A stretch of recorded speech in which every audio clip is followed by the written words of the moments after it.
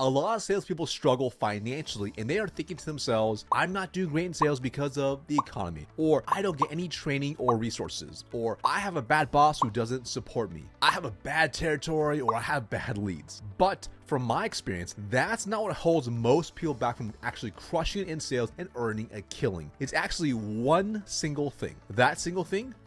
Ego.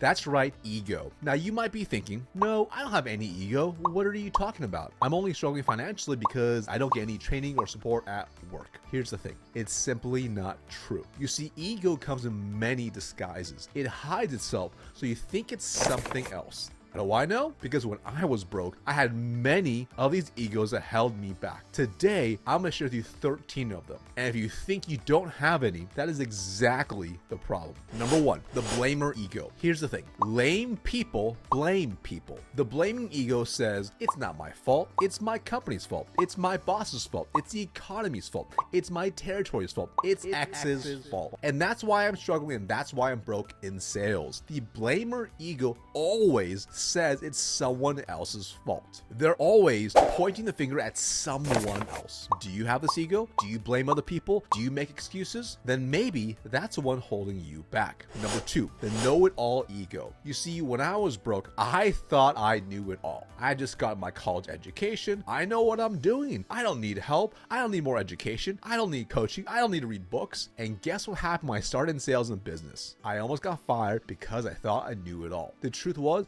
I didn't know jack shit. You see, the know-it-all always think they know everything. So they keep doing the same thing over and over, expecting a different result. Number three, the fearful ego. What holds a lot of people back? Fear of making mistakes, fear of failure, fear of looking stupid, fear of making a bad decision, etc. Does this sound like you? Do you think, what if I make a mistake and lose the deal? What if I do outreach wrong and scare them off?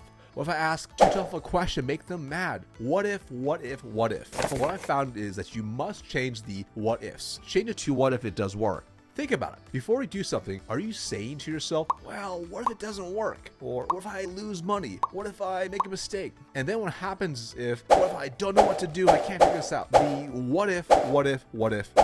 But let's shift it. What if it does work? You see, you want to always remember fear is an acronym. It stands for false evidence appearing real. It's nothing more than a made-up story in your own mind. Don't let fear keep you broke in sales. Number four, the comfort zone ego. This is a dangerous ego. I see a lot of people fall for this one. It says, I'm comfortable. I'm happy where I am. I'm content. See, this is the problem. Your income zone is your comfort zone. Your comfort zone is your income zone. When you stay comfortable, you're not growing. That means you're not growing in skills, income, emotionally, physically, spiritually, and more. And when you're not growing, you are dying. For instance, if you're comfortable at earning $200,000 a year and you're not growing to increase to $250,000, $300,000 or more the following year, inflation that can range between 3 to 8% by itself will make earning $200,000 the following year worth even less. And guess what? That inflationary negative compounding happens every year. So do you have this ego that's holding you back right now? And if so, what are you going to do about it? Number five, the judgmental ego. I want you to imagine this in your mind. You are walking out of a restaurant and you see a brand new bright yellow Lamborghini pull up. Out hops a guy who's about your age wearing a custom tailored clothes and a $50,000 Rolex on his wrist. What's the first thought in your mind? No filter. What's your gut reaction? My guess is that you think he's a pompous jerk. Who does he think he is with that expensive car and watch? So arrogant and selfish and probably stepped all over everyone to get there. Actually, you know what? He's probably just a trust fund guy. Got given millions from wealthy parents. You know, all the negatives. But guess what? That's you judging others. How do you know? How do you really know? The truth is, it's just assumptions and made up stories in your mind. How do you know that guy didn't just work his tail for years for recent success? How do you know he's not a good, honest human? How do you know he's not a good husband? How do you know he doesn't give millions a year to charity? You simply don't know. Now think about your work. Do you see peers on the stack rankings who are far ahead of you? Are you saying things like, he just has a better territory, she gets better leads, he's a boss's favorite, the only reason she's closing deals is because she's hot, the only reason he's closing deals is because he's lucky? The truth is, when you're judging, you're simply projecting your own insecurities onto others. Think about it. How are you ever going to be successful in sales? How are you going to get rich in sales if you keep creating a negative image for those who are successful? Number six, the excuses ego. A mentor told me long ago, you can either make money or make excuses, but you can't do both.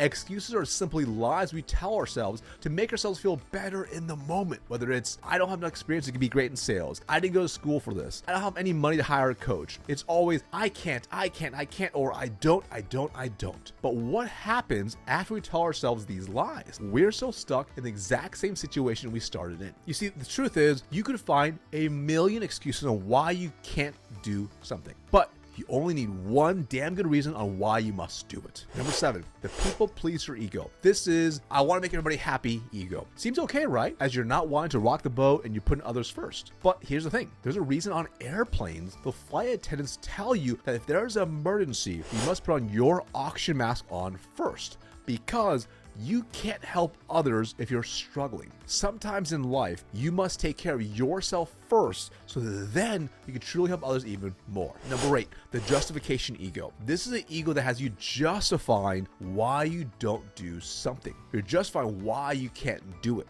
For instance, when I struggled in sales, I justified my own poor performance with, I'm new in sales. I don't have any training. I don't have any money investing in coaches. I didn't want to be in sales anyways. I mean, it was all lies. I was just justifying my own failures. So you want to stop justifying. It's a dangerous ego that holds you back. Number 9, the jealous ego. Have you ever said stuff like, I don't need to earn that much money. I don't need to be number 1. I have nothing to prove.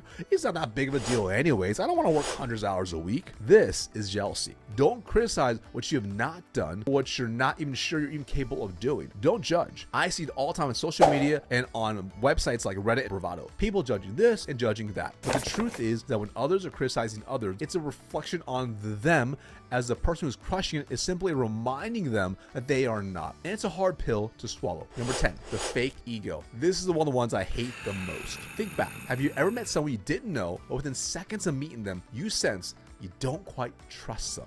Like they're just putting on a front or potentially an ulterior motive. It's like they're putting on a mask and it comes off disingenuous. I used to have a senior VP that was the worst. How about you? Is this you? Do you put on a mask and try to be someone you're not? Number 11, the introverted ego. This is the ego that says, this is just how I am. I'm shy, I'm not good with people.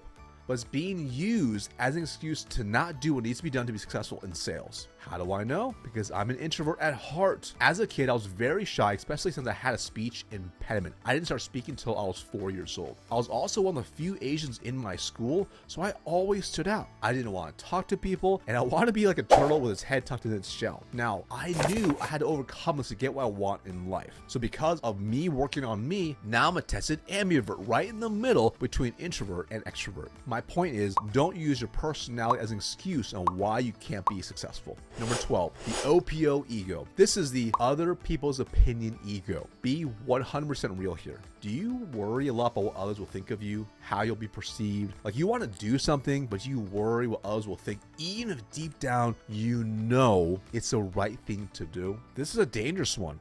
These people could be your family, your friends, relatives, prospects, customers, and more. So for instance, if you know you could start posting on social media, you could generate inbound leads. You know it'll take work to post consistently, but you also know your peers and family will see it. And you're worried about what others will say and think. You're worried about getting critics and haters on your posts, or worse, posting and hearing crickets. But here's the thing, who cares? Other opinions are just opinions. As the saying goes, the only reason people talk behind your back is because you're in the front. Number 13, the DIY ego. That's the do-it-yourself ego. I used to fall for this. I tried to do it all myself. I told myself stories like, I can figure this out. Then I get books, free resources, and would trial and error for months, only to be more confused and stuck after the time passes. This is a dangerous ego that I see a lot fall for in sales, and it's why they struggle. They say things like, I'm just YouTubing it. I'm listening to all the top sales podcasts. I'm reading a book a week on this. But then months or even years go by, and you're still stuck in the same level of results. And what you don't realize that every day that goes by that you don't get help, it's actually costing you lost deals and opportunities. And what you're really saying is, I don't trust other people to help. This is a form of ego that holds you back because nothing great is accomplished accomplished with just one person. It requires other people. I look at my own personal fortune success, and I'm definitely not self-made. From getting promoted 10 times in 10 years, hitting and exceeding my quota 13 years in a row, winning every single award like President's Club, earning literally millions of dollars in commissions, bonuses, equity, being featured in Salesforce, Forbes, Wall Street Journal best-selling book, etc., etc., etc., etc. You get my point. I did not do it all by myself. I got lifted up and held by dozens of mentors, coaches, masters programs I invested over the years. This is what I find holds most people back. Their DIY egos holding them back from going to that next level, and thus they start stagnating in their career and life, doomed to repeat the same mistakes as they go job to job every couple years. So there you have it, 13 egos that prevent most from getting rich in sales. How many of these do you have? If you say you have none of them, that's the problem, because I still have a lot of these, and I'm constantly working hard myself to get rid of them. This video is as much for you as it is for myself to work on myself.